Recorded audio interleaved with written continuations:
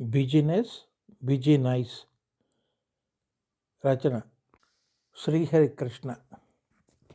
సిగ్గులేదురా, degree అయ్యి 3 ఏళ్ళయింది. ఏ ఉద్యోగం లేదు, సద్యోగం లేదు.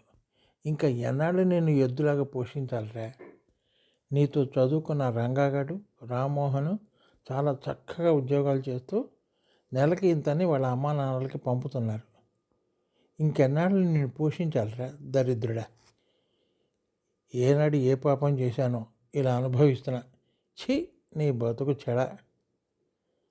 ఆల్రెడీ నా బతుకు చెడిపోయింది నాన్న.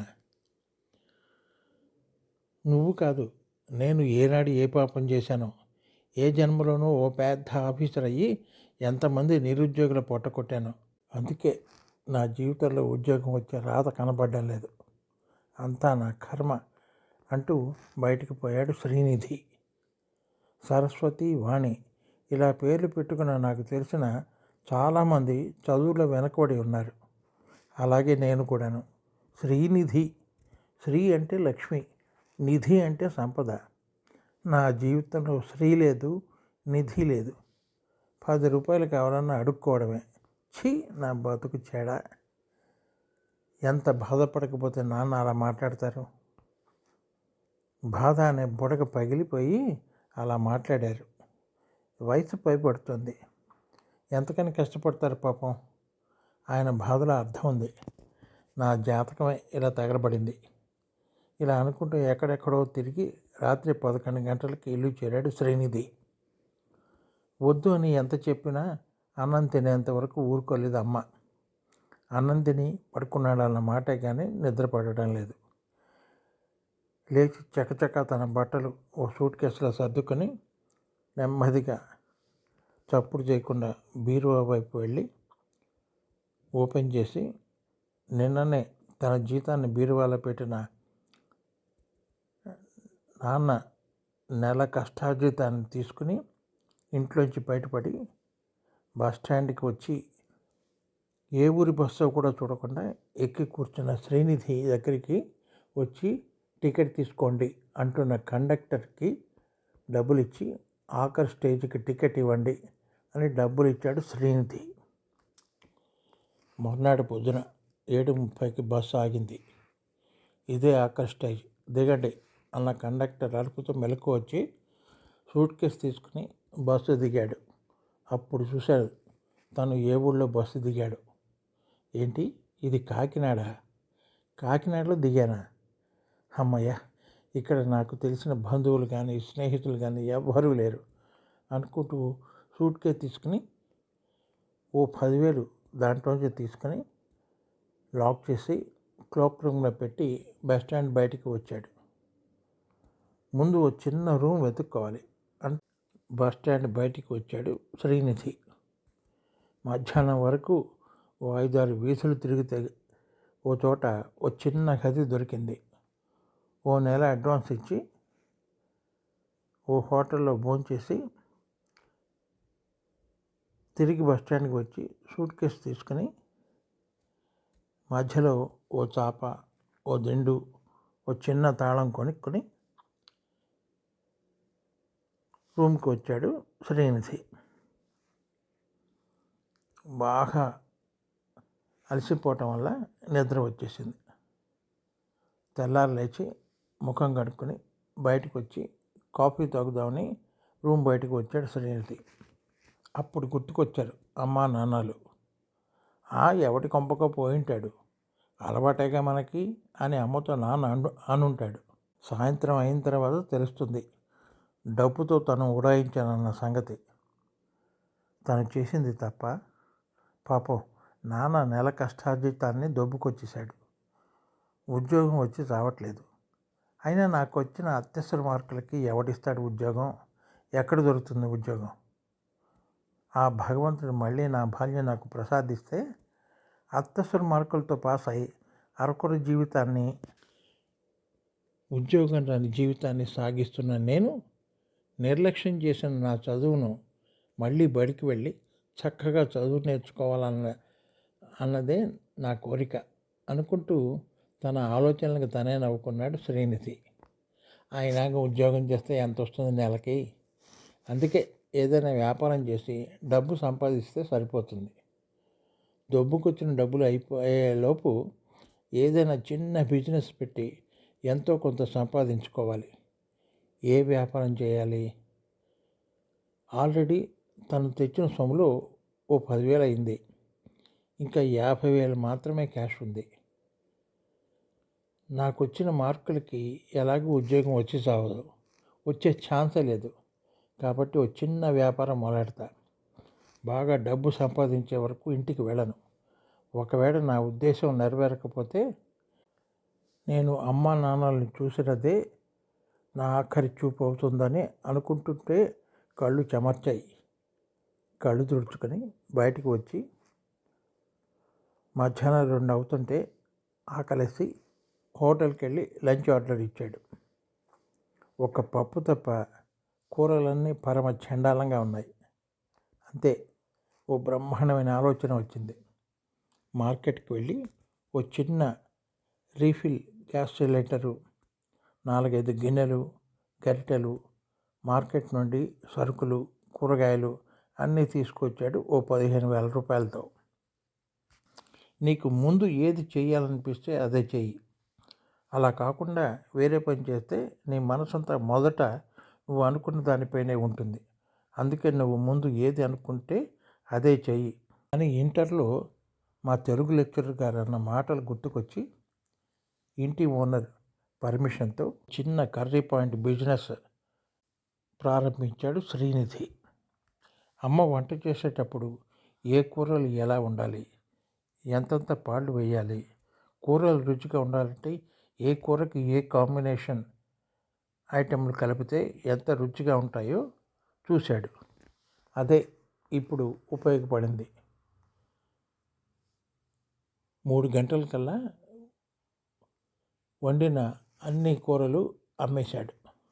అమ్మయ్య, ఈ పూటకి పని అయింది. డబ్బు లెక్క పెట్టుకుంటే 900 రూపాయలు వచ్చాయి. ఖర్చులు పోను 450 రూపాయలు లాభం వచ్చింది. అమ్మయ్య, రేపటి నుండి కస్టమర్స్ వచ్చే దాన్ని బట్టి కొంచెం ఎక్కువ కూరలు వండొచ్చు. మార్కెట్కి వెళ్ళి మళ్ళీ కూరలు సరుకులు తెచ్చాడు శ్రీనిధి. బాబు, నీ పేరేంటో? నేను తీసుకెళ్ళిన కూరలు చాలా బాగున్నాయి.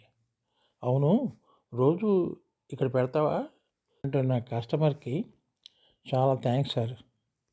నా పేరు శ్రీనిధి, ఓ నిరుద్యోగిని. ఎక్కడ ఉద్యోగం దొరక్కపోతే ఉద్యోగం వచ్చేంతవరకు ఏదో చిన్న వ్యాపారం చేద్దాం అనుకుని ఇలా కర్రీ పాయింట్ పెట్టాను సార్. ఉద్యోగం దొరకకపోతే ఇంట్లో మా అమ్మ మా నాన్న మాటలు తట్టుకోలేక ఇక్కడికి వచ్చేసారు. హైదరాబాద్ నుండి వచ్చాను. ఇక్కడ నాకు తెలిసిన వారు అంతగా లేరు. మీరందరూ కొద్దిగా రోజు వచ్చి కూరలు కొనుక్కుంటే బాగుంటుందని నా విన్నపం. ఓ నిరుద్యోగిని ఆదుకున్న వారు అవుతారు. ఇంకోసారి మీ అందరికీ థ్యాంక్స్ సార్ అంటూ వాళ్ళు అడగకపోయినా తనే, నిన్న మీరు తీసుకున్న కూరలు నచ్చాయా, ఒకవేళ ఏదైనా సలహా ఇవ్వాలనుకుంటే ఇవ్వచ్చు సార్ మేడం అని తనే అడుగుదామనుకున్నాడు. కానీ వాళ్ళే చెప్పారు, థ్యాంక్స్ భగవంతుడా. అలా చిన్నగా వ్యాపారం పెంచుకున్నాడు శ్రీనిధి. నెలలో వ్యాపారం బాగా డెవలప్ చేశాడు. ఇంటి ఓనర్ని ఒప్పించి తన రూమ్ పక్కనే ఒక చిన్న రేకు షెడ్ వేయించుకున్నాడు. 2 హెల్పర్స్ని రోజుకు 300 రూపాయల చొప్పున ఇచ్చి పెట్టుకున్నాడు. ఇంకా వ్యాపారం డెవలప్ చేయాలి. ఎలా? నా దగ్గర ఐడియాలు ఉన్నాయి కానీ తగినంత పెట్టుబడి లేదే. నా దగ్గరున్న సొమ్ము సరిపోదు. ఎలా? ఏం చేయాలి? వంకాయలు కట్ చేస్తున్న శ్రీనిధి దగ్గరికి వచ్చాడు ఇంటి ఓనర్. బాబు శ్రీనిధి, ఈరోజు మా ఆవిడకి ఒంట్లో బాగాలేదు, నాకు కూడా కొంచెం కూరలు కావాలి. పంపిస్తా, కూర్చోండి బాబాయ్. ఏంటి, పిండికారికి జ్వరమా? మీరేమీ చేతులు కాల్చుకోకండి, నేనే అన్నీ వండి పంపిస్తాలే. అవును, పిండికారికి మందులు వేశారా? వేశాను బాబు. చాలా థ్యాంక్స్ శ్రీనిధి. నేను గరిటె పట్టుకుని కొన్నేళ్ళైంది. అన్నం వండితే గంజి అవుతుంది అంటుంటే ఇద్దరు నవ్వేశారు. అది సరే శ్రీనిధి, ఎలా సాగుతుంది నీ వ్యాపారం? ప్రస్తుతం బాగానే ఉంది బాబాయ్. ఇంకా డెవలప్ చేయాలి. చాలా ఐడియాలు ఉన్నాయి కానీ తగినంత పెట్టుబడి లేదు బాబాయ్. నీకు తెలిసిన ఎవరైనా ఉంటే కొంచెం పెట్టుబడి పెట్టేవాళ్ళు ఉంటే చెప్పు బాబాయ్. 25% షేర్ ఇస్తాను నా నా లాభాల్లో అన్నాడు శ్రీనిధి. ఎంత కావాల్సి వస్తుంది ఏమిటి? 25 లేక 35,000 కావాలి బాబాయ్. ఏమిటి 30,000? నిన్ను చూసి ఎవరు నమ్మకంతో పెట్టుబడి పెడతారు? అంటున్నందుకు ఏమి అనుకోకు. అదే బాబాయ్ నా ప్రాబ్లం. ఎలాగా అని ఆలోచిస్తున్నా. ఒక్క 2-3 నెలలు చాలు, వాళ్ళ అప్పు తీరిపోతుంది. ఆ నమ్మకం నాకుంది. సరేలే, రేపు ఒకసారి నన్ను కలువు. కూరలు పంపించడం మాత్రం మర్చిపోకు. నేను వెళ్ళొస్తా అన్నాడు లక్ష్మీనారాయణ, ఇంటి ఓనర్. చూడు బాబు శ్రీనిధి, నువ్వు అడిగిన డబ్బు అరేంజ్ చేయడానికి నేను రెడీ. కాకపోతే నీ ఆధార్ కార్డు, నీ పర్మనెంట్ అడ్రస్సు, నీ ఒరిజినల్ సర్టిఫికేట్స్ అన్నీ నాకు ఇవ్వాలి. నువ్వు చెప్పినట్లుగా 25% నాకు షేర్ ఇవ్వాలి. 3 నెలలలోపు నేను ఇచ్చే ఈ 30,000కి 10,000 కలిపి అప్పు తీర్చాలి. అలా అయితే చెప్పు, రేపే నీకు క్యాష్ ఇస్తా. నీ మీద పూర్తి నమ్మకంతో. తప్పకుండా బాబాయ్ గారు అని చెప్పి వ్యాపారం పెట్టి 3 నెలలు తిరగకుండానే అప్పు తీర్చేసి 2 సంవత్సరాల్లో తన స్నేహితుడి సహకారంతో హైదరాబాదులో వాళ్ళ అమ్మా నాన్నల ఉండే ఎదురుకుండా ఖాళీ స్థలాల్లో ఓ 3 బెడ్రూమ్ కట్టించి దానికి అమ్మా నాన్నల పేర్లు సీతాకాంత నిలయం అని పేరు పెట్టి వాళ్ళ చేతి గృహప్రవేశాన్ని చేయించాడు శ్రీనిధి. ఇన్నాళ్ళు నీ కోసం వెతికించిన చోట్లేదురా శ్రీనిధి. చాలా సంతోషంగా ఉంది. డబ్బెత్తుకెళ్ళామని తెలుసు. పోలీస్ కంప్లైంట్ ఇద్దామంటే అడ్డం పడింది మీ అమ్మ.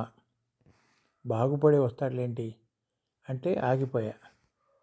మీ అమ్మ మాట నిజమైంది అన్నాడు శ్రీకాంత్. ఇంతకీ ఏం వ్యాపారం చేసావురా అని అడుగుతున్న సీతమ్మ గారి మాటలకి నేను చెబుతామ్మా. నా పేరు లక్ష్మీనారాయణ. రాజమండ్రిలో మీ వాడు అద్దెకుంటున్న ఇంటి ఓనర్ని. అవునమ్మా. వీరే నన్ను ఆదుకోకపోతే నేను అనేవాడు ఈ లోకంలో ఉండేవాడే కాదు. పిచ్చిగా వాగకు పెద్ద సన్నాసి. ఇంతకీ ఏం బిజినెస్ చేసావు? కర్రీ పాయింట్లేంటి? అది డెవలప్ చేయడానికి మీ వాడేం చేశాడో తెలుసా అంటూ లక్ష్మీనారాయణ చెప్పడం మొదలెట్టాడు. మీకు వంటలు చేయడం వచ్చా? అయితే నా ఈ వాట్సాప్లో ఈ నెంబర్కి కొబ్బరితో మీరేమి చేయగలరో, ఎలా చేస్తారో వివరంగా టీటీపీ చేసి నా వాట్సాప్కి పంపండి.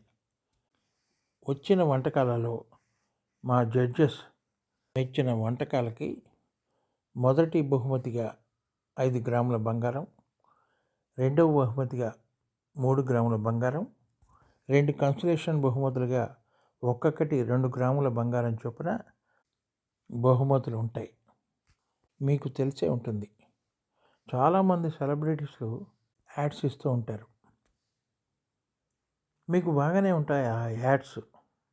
సబ్బుల గురించి, ఇతరత్ర ప్రోడక్ట్స్ గురించి మీకు నచ్చిన సెలబ్రిటీస్ల చేత యాడ్లు చేయించి ప్రజల మీదకి రుద్దుతారు. ఆ సెలబ్రిటీస్ ఆ ప్రోడక్ట్స్ని వాడతారో లేదో కానీ ఆ సోకాల్డ్ కంపెనీ నుండి వచ్చే లక్షల రూపాయలు కానీ కోట్ల రూపాయలు కానీ మాత్రం వాడుకుంటారు. మీకు నచ్చిన సెలబ్రిటీ యాడ్ చూసి ఆ ప్రోడక్ట్స్ బాగున్నా బాగోకపోయినా ఆహా, నాకు ఇష్టమైన సెలబ్రిటీ యాడ్ ఇచ్చాడు కదా అని చెప్పి మీరు కూడా కొనే ఉంటారు. అవునా కాదా? ఇది అలాంటి యాడ్ కాదు. మీ టాలెంట్కి ఓ గుర్తింపు, మీలో ఉన్న కళని పైకి తెచ్చేందుకే ఈ కాంటెస్ట్. దీనివల్ల మీకు వచ్చే ప్రయోజనం ఏమిటి అనే అనుమానం మీకు కలగవచ్చు. 10 మందికి మీ టాలెంట్ పరిచయం చేస్తే మా ఛానల్కి పేరు వస్తుందన్న చిన్న ఆశ, అంతే. అంతకు మించి లాభం ఏముంటుంది చెప్పండి? అందుకే మీరంతా ఈ కొబ్బరితో మీకు తెలిసిన వంటకాలన్నీ మా వాట్సాప్కి ఈ నెల 28వ తారీఖు లోపల పంపించండి. 5 గ్రాముల బంగారాన్ని మీ సొంతం చేసుకోండి. నమస్తే, మీ శ్రీనిధి. ఆ ప్రకటన చూసి ఓ 10,000 మంది పైగా వంటకాలు పంపించారు. అవన్నీ ఉపయోగించి రోజుకో కొత్త కర్రీ తయారు చేసి అవి జనాలకి రుచి చూపించడం, ఇలా ఎన్నో టెక్నిక్స్ వాడి ఇదిగో ఇలా మీకు ఇల్లు కట్టించాడు. నా వాటాగా ఇంకో అంతస్తుకి దోహదం చేశాడు. ఇదే శ్రీనిధి బిజినెస్. టాలెంట్ ఉంటే మట్టిలోంచి కూడా బంగారం పండించవచ్చు అన్నదానికి మేవాడే ఓ పెద్ద ఉదాహరణ. మరి శ్రీనిధి బిజినెస్ బిజీ నైస్ కదా అంటూ చెప్పాడు లక్ష్మీనారాయణ. ఇదండి కథ. ఈ కథ కనుక మీకు నచ్చినట్లయితే లైక్ చేయండి, షేర్ చేయండి, సబ్స్క్రైబ్ చేయండి. ఉద్యోగం దొరకని మీ పిల్లల్ని ఎప్పుడూ తిట్టకండి. వాళ్ళ మనస్సులు దెబ్బతింటాయి. అర్థం చేసుకుంటారు కదూ. మీ శ్రీహరికృష్ణ.